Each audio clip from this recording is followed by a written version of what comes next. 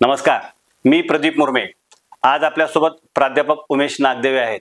प्राध्यापक नागदेवे हे तंत्र शिक्षण विभागाचे सहसंचालक आहेत। एक अत्यंत अभ्यासू व कर्तव्यदक्ष अशा प्रकारचे अधिकारी म्हणून त्यांचा राज्याच्या शैक्षणिक वर्तुळामध्ये नावलौकिक आहे। ग्रामीण भागातील विद्यार्थ्यांना उच्च शिक्षण मिळालं पाहिजे याबाबतची तळमळ त्यांच्या ठायी आपल्याला पाहायला मिळते। याच पार्श्वभूमीवर आज आपण सरांशी संवाद साधणार आहोत। सर नमस्कार। नमस्कार सर, एक शालेय विद्यार्थी ते तंत्र शिक्षण विभागाचे सहसंचालक, आपला हा जो काही प्रवास आहे त्या प्रवासाबद्दल तुम्ही आम्हाला अधिक काय सांगाल? बेसिकली माझी आई शिक्षिका होती, तर वर्ग पहिल्यापासून चौथ्यापर्यंत तीच माझी घरी आई आणि शाळेमध्ये बाई, म्हणजे आमची वर्ग शिक्षिका होती। ते तिथून खऱ्या अर्थाने जे आपण नेहमी म्हणतो की एक चांगल्या प्रकारचं शिक्षण जे मिळालं पाहिजे, चरित्र निर्माण करणारं शिक्षण मिळालं पाहिजे, तिथून सुरुवात झाली। मराठी मीडियममध्ये माझं 1ली ते 4थी झालं, त्यानंतर 5वी ते 7वी मराठी मीडियममध्ये, 8वी पासून हाफ इंग्लिश मीडियममध्ये मी अभ्यास केला। 11वी 12वी मध्ये टेक्निकल घेऊन 11वी 12वी केली। त्याच्यानंतर नागपूर युनिव्हर्सिटीमधनं इंजिनिअरिंग केल्याच्यानंतर इलेक्ट्रॉनिक्स अँड टेलिकम्युनिकेशनमध्ये, नंतर मी IIT खडगपूरवरनं टेलिकम्युनिकेशन सिस्टम इंजिनिअरिंगमध्ये मास्टर्स डिग्री केली। ते झाल्याच्या नंतर मी गोंदियाच्या इंजिनिअरिंग कॉलेज होतं MIT म्हणून, तिथे मी 1995 पासून 2016 पर्यंत असोसिएट प्रोफेसर, डीन वेगवेगळ्या पदावर मी कामं केली। त्याच्यानंतर मी 2016 मध्ये MPSCच्या माध्यमातून विभाग प्रमुख म्हणून मी शासनामध्ये रुजू झालो, छत्रपती संभाजीनगर गव्हर्नमेंट पॉलिटेक्निकला। त्यानंतर 2017 ते 2021 पर्यंत मी डेप्युटी सेक्रेटरी म्हणून MSBT मुंबईला कार्यरत होतो आणि 2021 मध्ये ऑगस्ट 2021 पासनं आजतागायत मी RO छत्रपती संभाजीनगर इथे सहसंचालक या पदावर कार्यरत आहे। सर, आपण तंत्र शिक्षण विभागाचे सहसंचालक म्हणून सध्या कार्यरत आहात, तर नेमकं तंत्र शिक्षण म्हणजे काय आणि या तंत्र शिक्षणाचा नेमका उद्देश, मुख्य उद्देश काय? बेसिकली आपण की नाही, म्हणजे ब्रॉडली आम्ही काय करतो की शिक्षणाला म्हणजे 10वीच्या नंतर 3 भागामध्ये डिवाइड करतो आम्ही, आर्ट, कॉमर्स आणि सायन्स। तर बेसिकली आर्ट, कॉमर्स आणि science is nothing but what, it's a logic, right ना? म्हणजे जर एखादी घटना घडते ती का घडते, कशामुळे घडते, याच्यावर आपण हे करतो।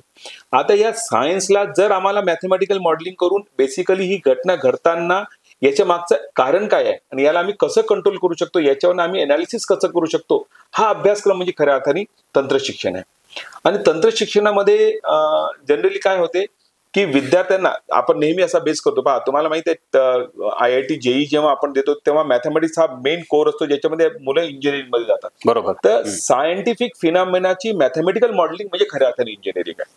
हा एक म्हणजे समजा आपण टेक्निकल भाषेमध्ये आपण करतो, पण मला नेहमी असं वाटतं की engineering is nothing but what, आम्ही इंजिनिअरिंगला किंवा मेडिकलला प्रोफेशनल एज्युकेशन म्हणतो, राईट ना? बरोबर। प्रोफेशनल एज्युकेशनचा अर्थ असा आहे, म्हणजे आम्ही खऱ्या अर्थाने इंजिनिअरला मी तर डिफाईन असं करतो की जर इरिस्पेक्टिव्ह ऑफ रिसोर्सेस, म्हणजे तुमच्याकडे काय साधनं आहेत, तुमची काय परिस्थिती आहे, हे न जाणता जर तुम्ही सोल्युशन देऊ शकले तेव्हा तुम्ही खऱ्या अर्थाने इंजिनियर।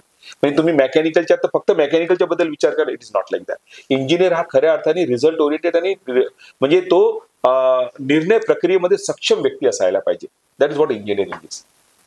सर, आज जर आपण बघितलं मेडिकल म्हणा, इंजिनिअरिंग म्हणा, तर त्या तुलनेमध्ये फार्मसीचे काही क्षेत्र आहे, त्या फार्मसी क्षेत्राकडे फार मोठ्या संख्येने विद्यार्थी आज वळलेले आहेत। त्याच्या मागचं नेमकं काय कारण आहे? सगळ्यांना माहित आहे, पहा हेल्थ सेक्टर असं जे हे सेक्टर आहे की ज्याच्यामध्ये कधीही ज्याची डिमांड नेहमी राहणार आहे, आणि ह्या हेल्थ सेक्टरचा इम्पॉर्टन्स आपल्याला कोरोना काळामध्ये सगळ्यांना कळला। बरोबर। ज्यावेळी जेव्हा जीवना मरणाची गोष्ट आली तेव्हा आपल्याला असं कळलं की याच्याशिवाय दुसरा काही पर्याय नाही, हा नंबर 1। त्याच्यामुळे मुलं थोडे आकृष्ट झाले आपल्या फार्मसीकडे।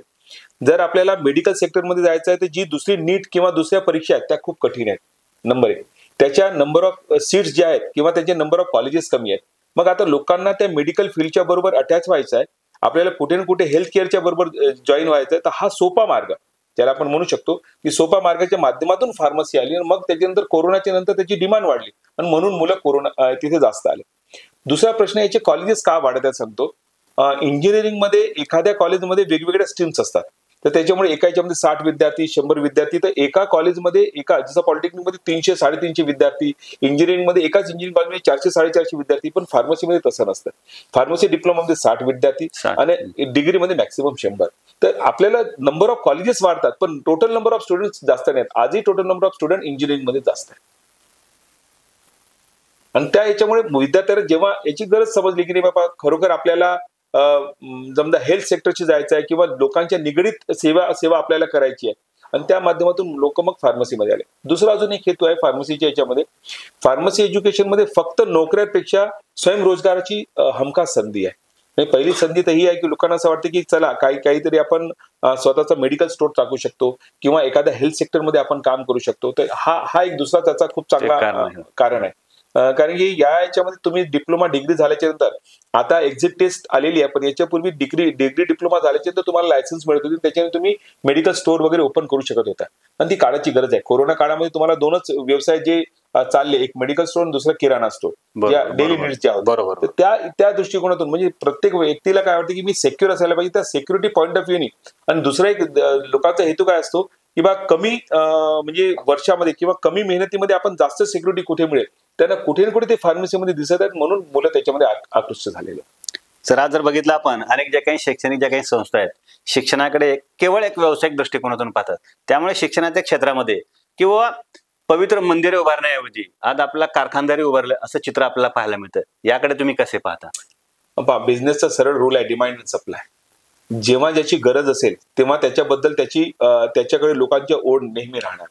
तर आता खऱ्या अर्थाने काय होत आहे की आता नवीन याच्यामध्ये हा प्रश्न पूर्वीपासून कसा आला की पूर्वी इंजिनिअरिंग म्हणजे पहिल्यांदा कसं स्ट्रीम एकदम असे डिफाईन होते की बाबा मला फक्त या स्ट्रीमला जायचं आहे. आता ते इंटिग्रेशन होणं चालू झालं. जसं तुम्हाला माहित असेल की पहिल्यांदा किराणा दुकान लहान राहत होतं, आता काय झालं मोठे सुपर मार्केट आले, सगळ्या गोष्टी एकाच जागी मिळतात. तर तशा प्रकारे आता काय झालं की प्रत्येक प्रकारचं शिक्षण म्हणजे विद्यार्थ्यांना असं वाटतं की नाही मी गेल्याच्या नंतर मला प्रत्येक ऑप्शन तिथे मिळायला पाहिजे. या दृष्टिकोनातून लोकांनी मोठ्या लेवलवर शिक्षणाचा उद्योग म्हणजे उद्योग म्हणण्यापेक्षा शैक्षणिक संस्था त्यांनी चालू केलेल्या. दुसरी गोष्ट अशी आहे की कोणत्याही याच्यामध्ये म्हणजे जर आपल्याला असं वाटतं की कारखाने आहेत तर एका हाताने टाळी वाजत नाही. हा डायल्युशन दोन्ही बाजूने होतो. म्हणजे खऱ्या अर्थाने आपल्याला सर्टिफिकेट पाहिजे की नॉलेज पाहिजे, सर्टिफिकेट पाहिजे की इन्फॉर्मेशन पाहिजे किंवा विजडम पाहिजे. विजडम म्हणण्यापेक्षा आपल्याला प्रॅक्टिकल बेस्ड नॉलेज पाहिजे का, ही निवड विद्यार्थ्यांनी करणं आवश्यक आहे. तर आजच्या घडीला पालक म्हणा किंवा विद्यार्थी म्हणा यांना मॅक्सिमम लोकांना काय वाटतं की सर्टिफिकेट मिळालं म्हणजे माझं काम झालं आणि या सर्टिफिकेटच्या मागे लागण्याच्या याच्याने कारखाने तयार होत आहेत. जर खरोखर त्यांना असं वाटलं असतं की नाही खरोखर आम्हाला त्याच्यामध्ये आउटकम बेस्ड एज्युकेशन किंवा आम्हाला स्किल मिळायला पाहिजे, तर ते कारखाने तयार न होता खऱ्या अर्थाने एज्युकेशन इन्स्टिट्यूट उभारले असते. तर दोन्ही याच्यासाठी म्हणजे एक तर डिमांड जास्त आहे आणि दुसरी गोष्ट विद्यार्थ्यांचा जो दृष्टिकोन आहे किंवा पालकांचा जो दृष्टिकोन आहे तो नॉलेज बेस्ड नसून सर्टिफिकेट बेस्ड आहे. ते तो दृष्टिकोन जर चेंज झाला तर ऑटोमॅटिकली असं नाहीये की एकाच प्रकारचे इन्स्टिट्यूट आहेत, चांगले वाईट म्हणजे तुम्ही डेव्हलप नेशन मध्ये पहा, तुम्ही अमेरिकेमध्ये पहा, जेव्हा रँकिंग होते ते क्यूएस रँकिंग मध्ये टॉप लोक आहेत तर बॉटम ही त्यांच्याकडे दोन्ही आहे. तिथला विद्यार्थी बरोबर जसा विद्यार्थी ज्याची जशी आवड असते तशा प्रकारे तो निवडतो. आता ती निवडताना जर आम्ही चांगल्या इन्स्टिट्यूटला निवडणं चालू केलं तर ऑटोमॅटिकली हे जे आपण ज्याला कारखाने म्हणू शकतो असे इन्स्टिट्यूट ऑटोमॅटिकली खाली येतील किंवा ते स्वतःला दुरुस्त करतील. तर दोन्ही गोष्टी आहेत म्हणजे एक तर डिमांड सप्लायला आणि विद्यार्थ्यांचा कल यामुळे असं झालेलं. सर, शिक्षणाचा जो काही हेतू आहे की केवळ शैक्षणिक कागदपत्र देणे नव्हे तर जी काही युवा पिढी आहे त्या युवा पिढींना संस्कारक्षम म्हणा किंवा चारित्र्य संपन्न म्हणा निर्माण करणे हे आहे.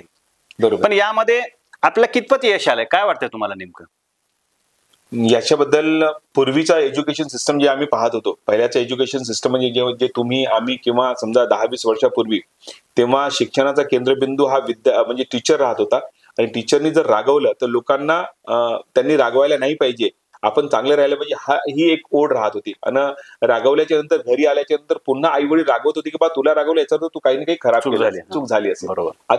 आता ते चित्र परतलेलं आहे. आता खऱ्या अर्थाने काय झालं की टीचरला रागवताही येत नाही आणि तो धाक म्हणा किंवा तो धरारा म्हणा म्हणजे भीती असायला पाहिजे पण ती आदरयुक्त भीती पूर्वी होती, ती आदरयुक्त भीती राहिली नाही. आणि त्याच्यामुळे काय झालं की आता विद्यार्थ्यांना ती भीती राहिली नाही. आणि दुसरी गोष्ट अजून मला एक नेहमी असं वाटते की आता ज्या एज्युकेशन सिस्टम मध्ये आपण जे करत आहोत ना की बा ऑटोमॅटिक प्रमोशन जे आपण म्हणतो विदाऊट एक्झामिनेशन 9वी पर्यंत प्रमोशन, याच्यामुळे विद्यार्थ्यांना जो बेस आहे तो बेसच त्यांचा कमकुवत होत आहे.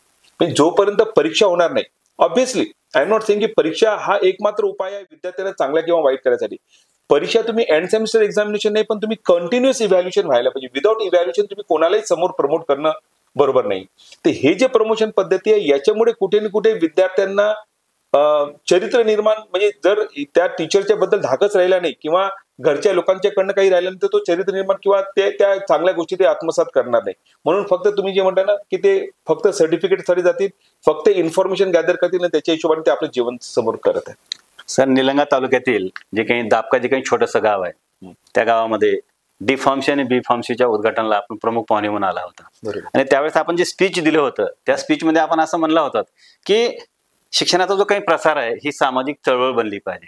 खरंच ही सामाजिक चळवळ बनली आहे का? काय वाटतं तुम्हाला? सामाजिक चळवळ जर बनली नाही तर हा देश कधी प्रगत देश होऊ शकणार नाही.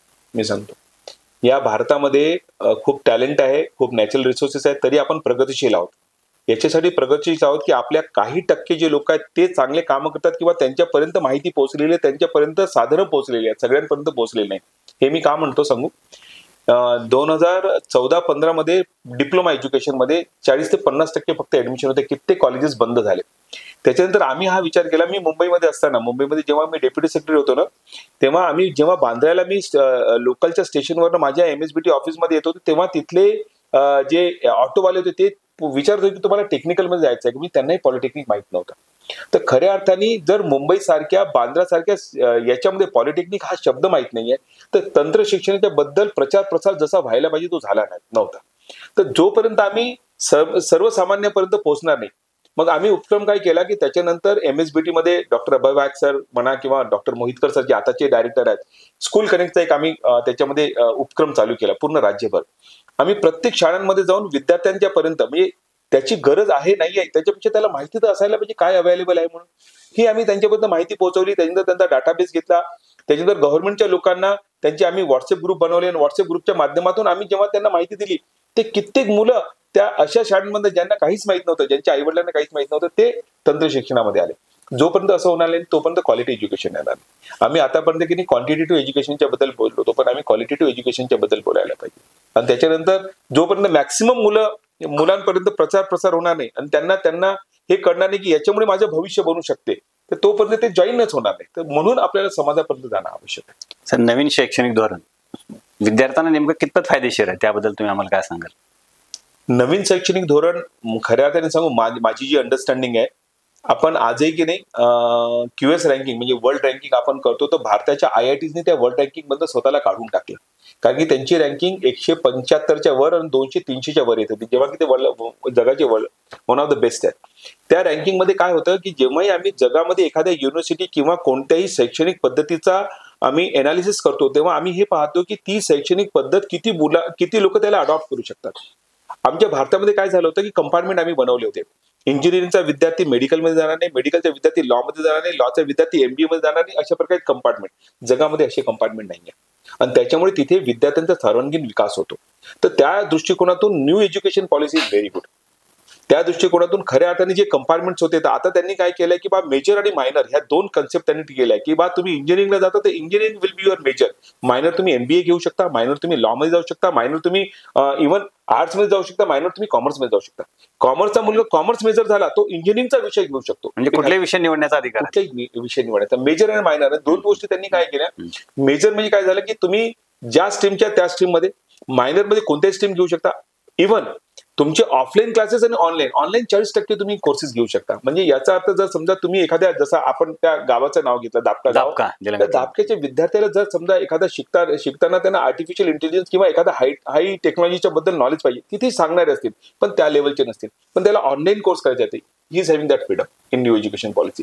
तो ते घेऊ शकेल, त्याचे मार्क त्याच्या मार्कशीटमध्ये जोडू शकतील आणि तो स्वतःला एक्सप्लोर करू शकेल. बेसिकली पहिल्यांदा आम्ही कसं की एक कंपार्टमेंट केलं की नाही याच्या बाहेर तू विचार करायचा नाही, इंजिनिअरिंग वाला मेडिकलकडे पाहायचा नाही, पण हे व्हायला नाही पाहिजे. कारण की एखाद्या विद्यार्थ्यांनी एखादी चॉईस 12वीच्या नंतर केली, त्याची चॉईस नंतर चेंज होऊ शकते. हा पहिला ऍडव्हान्टेज. दुसरा ऍडव्हान्टेज कसा, आम्ही शिकताना फर्स्ट इयर मध्ये ऍडमिशन केल्यानंतर तो फर्स्ट इयर पास झाला, सेकंड इयर पास झाला, पण थर्ड इयर पास झाला त्याची काहीच व्हॅल्यू नव्हती. होऊ शकते की त्याचा तब्येत म्हणा, त्याची घरची परिस्थिती म्हणा, त्याच्यामुळे तो कंटिन्यू एज्युकेशन करू शकला नसता. आता न्यू एज्युकेशन पॉलिसीमध्ये काय झालं की फर्स्ट इयरच्या नंतर जर त्याला असं वाटते की नाही माझी आर्थिक स्थिती किंवा शारीरिक स्थिती किंवा माझी रिक्वायरमेंट अशी आहे की मी कंटिन्यू करू शकत नाही, तो एक्झिट करू शकेल. त्याच्यामध्ये त्याला सर्टिफिकेट देण्यात येईल. एक्झिटसाठी त्याच्यासाठी स्किल टेस्ट आहे, 2-3 याच्यामध्ये त्याला स्किल टेस्ट म्हणा किंवा त्याचा थेरी पेपर्स होतील, त्याची परीक्षा घेण्यात येईल. सेकंड इयरच्या नंतर निघाला त्याला डिप्लोमा मिळू शकेल. तर म्हणजे हा एक दुसरा एक ऍडव्हान्टेज त्याच्यामध्ये मिळत आहे आपल्याला. तर अशा प्रकारचे मल्टिपल ऍडव्हान्टेजेस आहेत. कुठे ना कुठे न्यू एज्युकेशन पॉलिसी खऱ्या अर्थाने जर आम्ही इम्प्लिमेंट केलं तर भारताचे जे IITs आहेत किंवा ज्या मोठे मोठे इन्स्टिट्यूट आहेत ते वर्ल्ड रँकिंग मध्ये कुठेतरी टॉप 10, टॉप 15 मध्ये येतील आणि हे स्वप्न पूर्ण करण्यासाठी दिस इज द ओनली वे असं मला वाटतं. सर, आपल्या राज्यामध्ये आपण बघितलं दरवर्षी जे काही इंजिनिअरिंग कॉलेजच्या ज्या काही जागा आहेत फार मोठ्या संख्येने जागा रिक्त असतात. मग एवढ्या जागा रिक्त असताना देखील नवीन इंजिनिअरिंग कॉलेज म्हणा किंवा नवीन तुकड्या म्हणा यांना सरकार नव्याने परवानगी देतं. ह्याच्याबद्दल नेमकं काय? बेसिकली इंजिनिअरिंगला की नाही वेगवेगळे स्ट्रीम्स आहेत. इंजिनिअरिंगला कधी तुटवता येणार नाही, कारण की इंजिनिअरिंग शिवाय काही होऊ शकत नाही.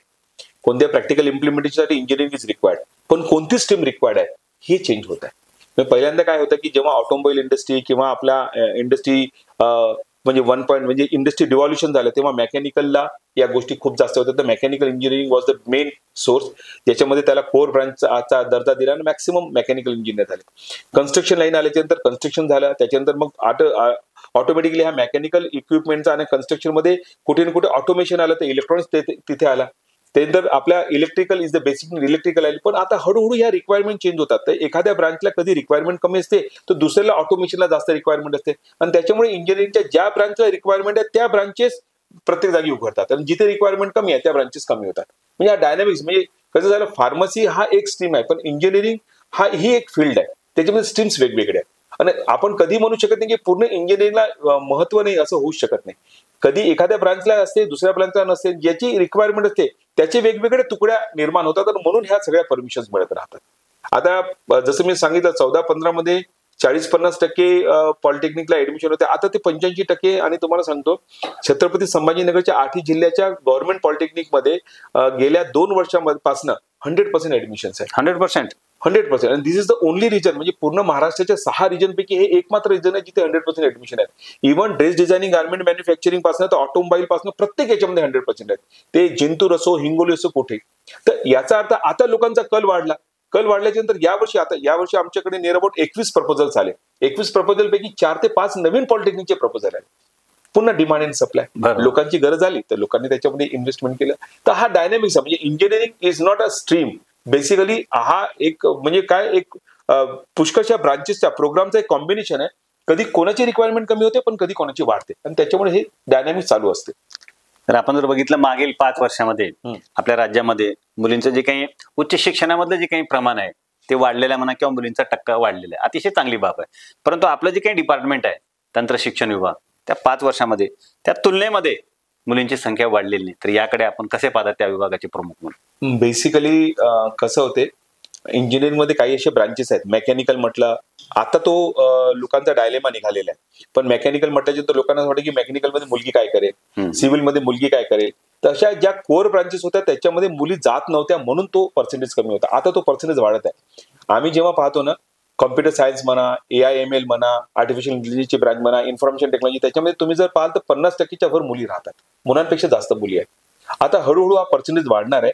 जसं जसं इलेक्ट्रॉनिक्स, कॉम्प्युटर, इलेक्ट्रिकल या स्ट्रीम मध्ये तुम्ही जर जाल तर मुलींचं प्रमाण वाढेल. हा नंबर 1. नंबर 2 कसं झालं की टेक्निकल एज्युकेशनला जी रिक्वायरमेंट आहे तेवढे कॉलेजेस अजून प्रत्येक जागी नाही आहेत.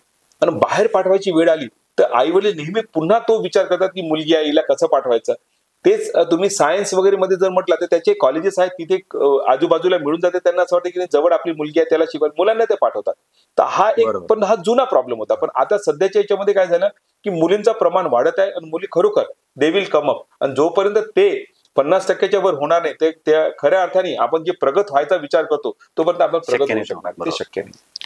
तर आज जर आपण बघितलं की जे काही महत्वाकांक्षी अशा प्रकारचे जे काही विद्यार्थी आहेत, प्रत्येक विद्यार्थ्याचं स्वप्न असतं सर की मी डॉक्टर झालं पाहिजे, मी इंजिनियर झालं पाहिजे, किंवा स्पर्धा परीक्षा देऊन तुमच्यासारखा एखादा मोठा अधिकारी व्हायला पाहिजे. अशा प्रकारचं प्रत्येक विद्यार्थी स्वप्न बाळगतात. परंतु आता जगाचा पोशिंदा म्हणून शेतकरी ओळखला जातो, समाजाचा शिल्पकार म्हणून शिक्षक ओळखला जातो. तर असं एकही विद्यार्थी म्हणत नाही की मला शिक्षक व्हायचं आहे, मला शेतकरी व्हायचं आहे. आणि ही अत्यंत खेदजनक अशा प्रकारची बाब आहे. तर याकडे कसे पाहता आपण? बेसिकली आजच्या घडीला की नाही विद्यार्थ्यांना असं वाटतं की ज्या याच्यामध्ये मला जास्त सॅलरी मिळेल. दोन दृष्टिकोन विद्यार्थ्यांचे नेहमी असतात. जास्त पगार मिळायला पाहिजे आणि तो जॉब व्हाईट कलर असायला पाहिजे. शेतकरी जर तुम्ही म्हटलं तर शेतकऱ्याला खऱ्या अर्थाने मातीमध्ये जाऊन राबून त्याच्यामध्ये काम करणं आवश्यक आहे. तर लोकांना कधी शॉर्टकट, म्हणजे आजचा जो दृष्टिकोन आहे विद्यार्थ्यांचा तो चेंज होणं आवश्यक आहे. शॉर्टकट दृष्टिकोनाच्या माध्यमातून ते कामं करतात. पण अल्टिमेटली काय होईल की जोपर्यंत हे विद्यार्थी म्हणजे काय भौगोलिक परिस्थिती कशी आहे की तुम्ही किती हे केल्याच्या नंतर जोपर्यंत जिथून ते उत्पत्ती होणार आहे तिथे जर तुम्ही जाणार नाही, म्हणजे जसं आता आम्ही विचार करतो की एवढ्या कारखाने निर्माण होतात, का कारखाने निर्माण होतात की मी नेहमी पाहतो शिक्षणामध्ये की नाही, टीचिंग लाईन मध्ये मेजॉरिटी ते विद्यार्थी जातात जिथे दुसऱ्या जागी त्यांना काही मिळत नाही ते टीचिंग मध्ये येतात, राईट. आणि त्याच्यामुळे तो आउटकम आपला खराब निघतो. तर आपल्याला हा दृष्टिकोन चेंज करण्यासाठी शासनाच्या वतीने, आता मी शासकीय कर्मचारी असल्यामुळे शासन पुष्कळशा योजना करतो, पण कुठे ना कुठे जशा प्रकारे आजचे गव्हर्नमेंट आपल्याला हमी भाव द्यायसाठी म्हणा किंवा मिनिमम गॅरंटी देणं या गोष्टी होणार नाही. म्हणजे त्यांना हे वाटणार नाही की 1 वर्ष मी काम केले तर मला मिनिमम एवढी गॅरंटीड मला आउटकम मिळणार नाही, कारण की आपण आउटकम वेगळे मिळत आहेत. तुम्ही पहा किती लोक राबतात त्याच्यानंतर त्यांना जे मिळालं पाहिजे ते मिळत नाही. मग ते काय विचार करतात की इथे जर मिळत नाही तर जिथे आपल्याला मिळू शकते तिथे आपण डायव्हर्ट व्हायला पाहिजे, म्हणून ते त्याच्यासाठी प्रयत्न करतात.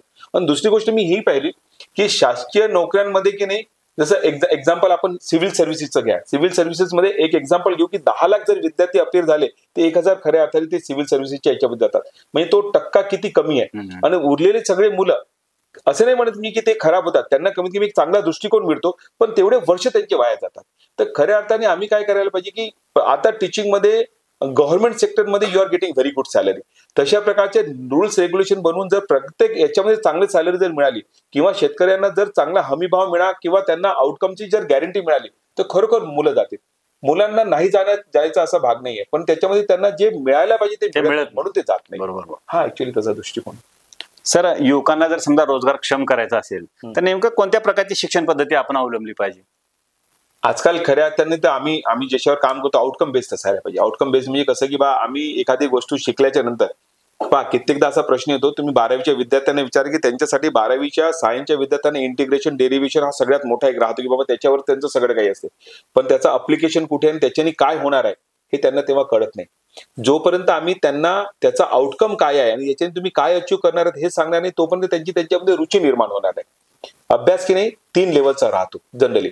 आम्ही जनरली मुलं काय करतात, आपल्या इंडियन एज्युकेशन सिस्टम मध्ये आम्ही एंड सेमिस्टर एक्झामिनेशनचा एक पॅटर्न आहे. म्हणजे सगळ्यात शेवटी आपण परीक्षा घेतो, त्याच्यावर त्याला डिक्लेअर करतो तो चांगला आहे की वाईट आहे.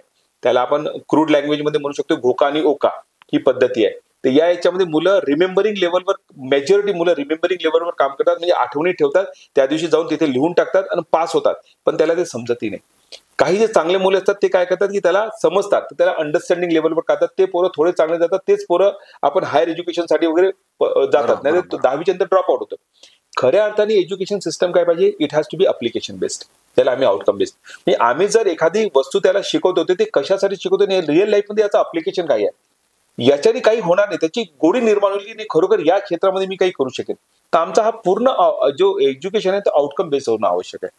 आता स्टेम म्हणून आहे ना, science technology engineering and mathematics, याच्यावर आजकाल आहे प्रॅक्टिकल लॅब्स वगैरे येतात. न्यू एज्युकेशन पॉलिसीमध्ये हे सगळ्यात मोठा चॅलेंज आलेला आहे की अशा लॅबच्या माध्यमातून विद्यार्थ्यांना जर आपण काही म्हटलं की बाबा हे आहे, तर आम्हाला प्रॅक्टिकली ते मॉड्यूल बनवून त्यांना दाखवायला लागते की बाबा असं आहे त्याच्यामुळे हे असं होत आहे. म्हणजे तुम्ही थेअरी शिकवण्यापेक्षा प्रॅक्टिकल सांगा. If suppose he is interested in that, मग तो ऑटोमॅटिकली थेअरीमध्ये येईल, मग त्याच्यामध्ये तो एक्सप्लोअर करेल. आता कसं आहे की आपल्याला रिजिड आहे की एवढं तुम्हाला वाचायचंच आहे, पण त्याची रुची कुठे आहे हे आम्ही पाहत नाही. तर त्याच्या रुचीवर, आणि म्हणून न्यू एज्युकेशन पॉलिसी त्याच्यामध्ये अजून कारगर राहील. एखाद्या विद्यार्थ्याला जर असं वाटत असेल की नाही बाबा मी शिकताना आता मला स्पोर्ट्स चांगले वाटते, तर he can opt for sports also. त्याला वाटेल मला म्युझिकमध्ये विचारात याच्याबरोबर इंजिनिअरिंगच्या बरोबर करायचा आहे, तो करू शकेल. त्याला असं वाटेल की नाही याच्याबरोबर मला कॉमर्सचा हा विषय करायचा आहे, तो करू शकेल. तर अशा प्रकारे जोपर्यंत आम्ही मुभा देणार नाही आणि जोपर्यंत आम्ही त्यांच्या विद्यार्थी भिमुख अभ्यासक्रम किंवा शिक्षण प्रणाली आणणार नाही, तोपर्यंत खऱ्या अर्थाने आपल्याला चांगले विद्यार्थी आणि चांगला आउटकम आपल्याला मिळणार नाही. नेहमी आम्ही विचार करतो, आपण नेहमी करतो की नाही भारतामध्ये एवढे इंजिनियर होतात पण 85% एम्प्लॉयबल नाही आहेत. काय एम्प्लॉयबल नाही आहेत किंवा जे स्टडी आहे का, कारण की आम्ही त्यांच्यावर थोपतो. आम्ही त्याला म्हणतो तुला हेच शिकायचंय, तुला हेच करायचंय, आवड वगैरे विचारात घेत नाही. जेव्हापर्यंत आवड होणार नाही तोपर्यंत तुम्ही तुमचा बेस्ट देऊ शकणार नाही. बरोबर. आवडीशिवाय बेस्ट देऊ शकणार नाही. तर कुठे ना कुठे आता कसं झालं, आता आमचा जो एज्युकेशन सिस्टम आहे ना तो आहे टीचर सेंट्रिक किंवा examination centric. It has to be more student centric. विद्यार्थ्याच्या दृष्टिकोनातून जर तुम्ही कराल तर तुम्हाला तसे आउटकम मिळतील. इट विल टेक टाइम, कारण की आता खराब व्हायला खूप वर्ष लागली. It will take, but gradually त्याच्याशिवाय दुसरा पर्याय नाही. विद्यार्थ्यांच्या आवडी निवडीच्या व्यतिरिक्त जर तुम्ही काही द्यायचा प्रयत्न केला ती घेतील, पण त्याच्यामध्ये एक्सेल करणार नाही, त्याच्यामध्ये एक्सेलंट होऊ शकणार नाही. आणि त्यांच्या आवडींना जर तुम्ही लक्षात घेतलं तर ते एक्सेलंट होतील. प्राध्यापक उमेश नागदेवे सर यशस्वी जीवनाचा मूलमंत्र काय देतील?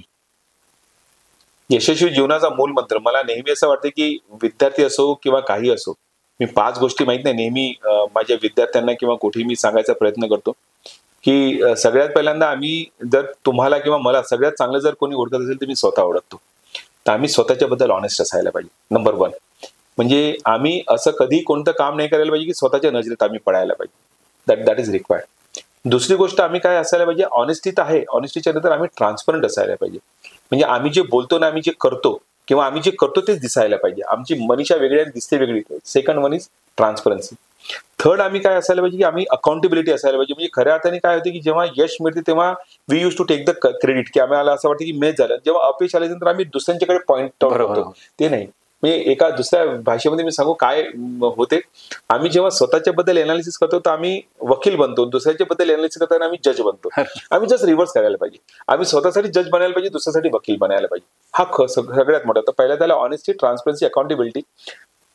फोर्थ जी गोष्ट आहे ती खूप इम्पॉर्टंट आहे. लोक माहित नाही, प्रॅक्टिकल वर्ल्डमध्ये समज नाही. तुम्ही काम करताना तुम्ही सेल्फलेस असायला पाहिजे, निस्वार्थ असायला पाहिजे. आम्हाला असं वाटतं की स्वार्थी राहिल्याशिवाय किंवा आउटकम आम्ही जर एखादा गोल सेट करणं हे झालं नाही तर आम्हाला काही मिळणार नाही. मिळेल, स्वार्थी असल्याच्या नंतर तुम्ही एखाद्या गोष्टीसाठी काम करता मिळेल, पण ते त्याची लॉंगिटिव्हिटी जास्त राहणार, म्हणजे जास्त काळपर्यंत तुम्हाला टिकवता येणार नाही किंवा त्याची भरभराट होणार नाही. तुम्ही जर सेल्फलेस असेल तर शॉर्ट टर्म मध्ये तुम्हाला असं वाटेल की याच्यामध्ये माझा लॉस आहे, पण लॉंग टर्म मध्ये तुम्ही गेन करा. ह्या 4 गोष्टी सगळ्यांकडे असतात, मी सांगतो सगळ्यांकडे असतात. पण 5वी जी गोष्ट आहे ती इम्पॉर्टंट की ह्या सगळ्या 4 गोष्टी कंटिन्युटी मध्ये पाहिजे. बरोबर, सातत्य 24/7 it has to be like that. म्हणजे जेव्हा आम्ही की नाही एखाद्या मुलाच्या बद्दल चांगला विचार करायचा प्रयत्न करतो, माझा मुलगा आल्याच्या तर आम्ही खरोखर चांगले असतो, पण अशाच दृष्टिकोन आम्ही दुसऱ्यांच्या मुलाच्या बद्दल करू शकतो का? बरोबर. आम्ही माझ्या बिझनेसच्या बद्दल आम्ही चांगल्या प्रकारे करतो, दुसऱ्यांच्या बद्दल आम्ही करू शकतो का? तर अशा प्रकारे ही कंटिन्युटी म्हणजे बेसिकली व्यक्ती काही असो, परिस्थिती काही असो, पण माझे हे 4 प्रिन्सिपल मी नेहमी जर इम्प्लिमेंट करू शकलो, जर तुम्ही असं केलं तर जीवनामध्ये तुम्ही विद्यार्थी काय किंवा बिझनेसमॅन म्हणून काय, एखादे वडील म्हणून काय, एखादा मुलगा म्हणून काय किंवा समाजाचा एका व्यक्ती म्हणून काय, तर तुम्ही म्हणजे तुम्हाला नेहमी यश संपादन होईल असं माझं मत आहे. आणि हे असं मला वाटतंय. सर, या मुलाखतीच्या माध्यमातून तंत्र शिक्षण विभागाचे सहसंचालक प्राध्यापक उमेश नागदेवे सर जे काही महत्वाकांक्षी अशा प्रकारचे जे काही आपले जे काही विद्यार्थी आहेत त्यांना नेमकं काय कानमंत्र देणार? विद्यार्थ्यांना मला सगळ्यात पहिल्यांदा काय वाटतं सांगू, विद्यार्थ्यांनी एक गोष्ट जनरली काय होते, आम्ही जेव्हा की नाही अभ्यास करतो किंवा जेव्हा आम्ही एखाद्या कॉम्पिटेटिव्ह एक्झामिनेशनसाठी किंवा जीवनाच्या करिअरसाठी विचार करतो तेव्हा आम्ही कॉम्पिटिशन आपल्याच मित्रांच्या बरोबर चालू करतो. तर सगळ्यात पहिल्यांदा तर त्यांनी हा विचार करायला पाहिजे की मैत्री हा भाव त्यांच्या सगळ्या लोकांमध्ये असायला पाहिजे. मैत्री भाव जर आला तर त्याच्यानंतर ऑटोमॅटिकली आपल्याला कुठे ना कुठे संघटना सांघिक रूपाने काम करणं हेच जमेल. पहा, लॉंग गोल जर तुम्हाला अचीव्ह करायचं आहे ना तर तुम्ही सांघिक रूपाने जे अचीव्ह करू शकाल तुम्ही इंडिव्हिज्युअली करू शकाल नाही. आणि ती सांघिक भावना केव्हा यायला पाहिजे, जेव्हा तुमच्यामध्ये मैत्री असेल तेव्हापर्यंत तो नाही तर तो स्वार्थ राहील. मैत्री असेल तेव्हाच तुम्ही. ह्या 2 गोष्टी झाल्या. त्याच्यानंतर तिसरी गोष्ट मला नेहमी असं वाटते की तुम्ही की नाही म्हणजे माहित नाही, माझं हे नेहमी मानणं आहे की आम्ही वेगवेगळ्या जाती धर्म पंथाला मानणारे सगळे लोक आहोत. आपले वेगवेगळे दैवत आहेत, पण खऱ्या अर्थाने दैवत आपले आई वडील आहेत. तर मी विद्यार्थ्यांना नेहमी असं वाटतं की तुम्ही तुमच्याबद्दल आपल्या आई वडिलांना मूर्त देव मानून त्यांना कधी इजा पोहोचू नये, त्यांचं मन दुखू नये, त्यांना चांगलं वाटायला पाहिजे याच्यासाठी तुम्ही प्रयत्न करा. कारण की तुमच्यासाठी त्यांच्यासारखं निस्वार्थ काम करणारं कोणीच नाही. तर जर तुम्ही मैत्रीभाव आपल्या मित्रांच्या बरोबर ठेवलं, सांघिक रूपाने काम केलं आणि आपल्या आई वडिलांना जर तुम्ही खऱ्या अर्थाने ते इज्जत देऊन जर काम करू शकले तर तुम्ही खरोखर समोर जाल. एखादी गोष्ट अचीव्ह करणं म्हणून अजून एक मला खूप चांगली गोष्ट म्हणजे मला आठवली म्हणून सांगतो. यश म्हणजे काय याच्याबद्दल जनरली यशस्वी सगळ्यांना व्हायचं वाटतं. बरोबर. Achieving something is not success. मी तुम्हाला सांगतो achieving something is not success. For example, तुम्ही कलेक्टर झाल्याच्या नंतर असं काही तुम्ही काम केलं किंवा तुम्ही उद्या जेलमध्ये आहात तर automatically you are not a successful man. त्या दिवशी तुम्ही सक्सेस झाले पण नंतर तुम्ही नाही. तर closing the doors of unsuccess is success. म्हणजे खऱ्या अर्थाने आम्ही यशस्वी होताना आम्ही काय करायचं, अपयशाचे द्वार आम्ही बंद करायला पाहिजे की ज्याच्याने आम्ही अपयशी होऊ शकतो. मग त्याच्यानंतर तो चरित्र निर्माण व्हायला मॅटर. जेव्हापर्यंत आम्ही चरित्र निर्माण करणार नाही तोपर्यंत अपयश कुठून मिळेल हे आम्हाला कळणार नाही. अपयशाचे दार बंद होणार नाही तर तुम्हाला निरंतर यश मिळणार नाही. तर खऱ्या अर्थाने यश संपादन करताना आम्ही अपयशाचे दार बंद करणे हे आवश्यक आहे आणि त्याला आम्ही सक्सेस मानायला पाहिजे. खूप छान. धन्यवाद सर. खूप आपण आम्हाला वेळ दिलात, आमच्या संवाद साधला त्याबद्दल आपले खूप आभार. थँक्यू.